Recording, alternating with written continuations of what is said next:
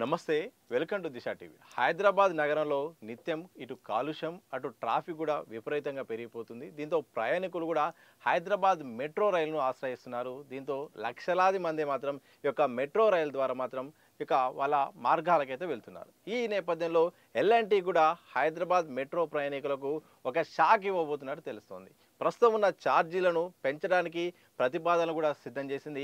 ఇక ఎప్పుడైనా కానీ ఆ ఛార్జీలకు పెరగబోతున్నట్టు కూడా దాదాపుగా కూడా అధికార వర్గాల ద్వారా అయితే సమాచారం ఉంది.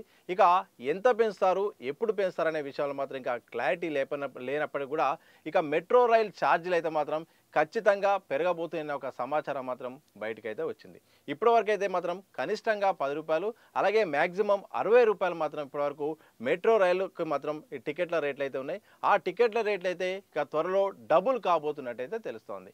ఈ పాటికే ఇప్పటికో ఛార్జీలు పెరగాల్సి ఉండగా కారణంగా గత ప్రభుత్వం అయితే అప్పట్లో ఆపింది. 2022లోనే మా ఛార్జీలు పెంచాలి, చాలా నష్టాల్లో ఉన్నాము, పెట్టుబడి ఎక్కువ పెట్టాము, నిర్మాణ కాస్ట్ పెరిగిపోయింది, కానీ అనుకున్నంత రాబడి రావట్లేదు, దాంతోపాటు కరోనా కారణంగా కూడా తీవ్ర నష్టపోయామనే సమయంలో కూడా అప్పుడు కమిటీ నియమించడం, ఆ కమిటీ కూడా ఇటు ప్రయాణికులని అలాగే ఇటు అన్ని రకాలుగా కూడా ప్రతిపాదనలు తీసుకొని ఛార్జీలు పెంచుకోవచ్చు అని కూడా కమిటీ చెప్పింది. కానీ అప్పుడున్న బీఆర్ఎస్ సర్కార్ మాత్రం అప్పుడున్న పరిస్థితుల నేపథ్యంలో ఛార్జీలు పెంపడానికి మాత్రం సుముఖత వ్యక్తం చేసింది. దీంతో అప్పటి నుండి ఇక పెండింగ్లో ఉండిపోయింది.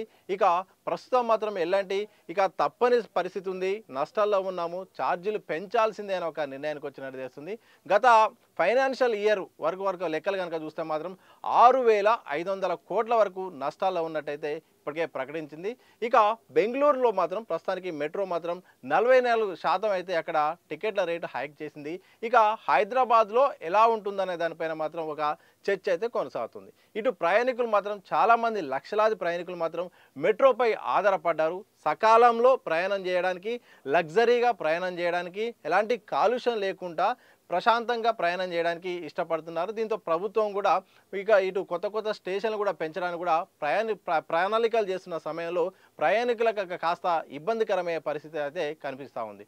మరోవైపు ఇప్పటికే రద్దీ వేళల్లో మొత్తం ప్రస్తుతం 10% ఇచ్చిన డిస్కౌంట్ కూడా తీసేస్తుంది. గతంలో హాలిడే కార్డు ఉండేది 59, ఆ హాలిడే కార్డు కూడా సందర్భాన్ని బట్టి దాన్ని కూడా రద్దు చేస్తుంది, అవసరాన్ని బట్టి తీస్తుంది, కానీ ఎక్కువ ఇప్పటికైతే మాత్రం రద్దు చేస్తుంది. ఇలా భారాన్ని తగ్గించుకునే ప్రయత్నం అయితే చేస్తుంది.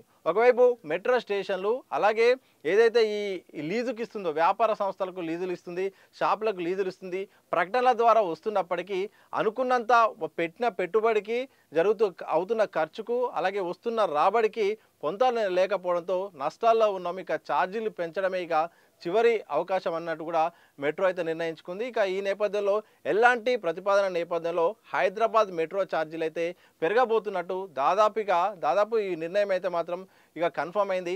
ఇక ఎప్పుడు పెంచబోతున్నారు, ఎంత పెంచబోతున్నారు అనేదే ఇప్పుడు సస్పెన్స్గా ఉంది. మరి దీనికి హైదరాబాద్ మెట్రో కార్పొరేషన్ ఎలాంటి సమాధానం చెప్తుందో చూడాలి. మరి తెలంగాణ ప్రభుత్వం ఈ విషయంలో గత సర్కార్ అయితే మాత్రం ఛార్జీల పెంపుకైతే నో చెప్పింది. మరి ఈసారి సర్కారు ఎస్ అంటుందా, నో అంటుందా, లేకపోతే గతంలోనే ఆల్రెడీ సిఫార్సులు ఉన్న నేపథ్యంలో కమిటీ ఇచ్చిన నేపథ్యంలో ప్రభుత్వానికి సంబంధం లేకుండా నేరుగా పెంచే అవకాశం ఉందా? ఇలాంటి చాలా ప్రశ్నలు అయితే ఉన్నాయి. ఏదేమైనప్పటికీ హైదరాబాద్ మెట్రో రైల్ ఛార్జీలు అయితే మాత్రం త్వరలో పెరగడానికి అన్ని రకాల ఏర్పాట్లు అయితే ఎలాంటి సిద్ధం చేసింది. ఇక ప్రయాణికులు మాత్రం ఈ విషయంలో మాత్రం కాస్త షాక్ తగిలినట్టుగా తెలుస్తోంది. మరి ఎంత పెంచుతున్నారు, ఎప్పుడు పెంచుతారని మాత్రం త్వరలో ఈ విషయంపై మాత్రం ఒక క్లారిటీ రాబోతుంది.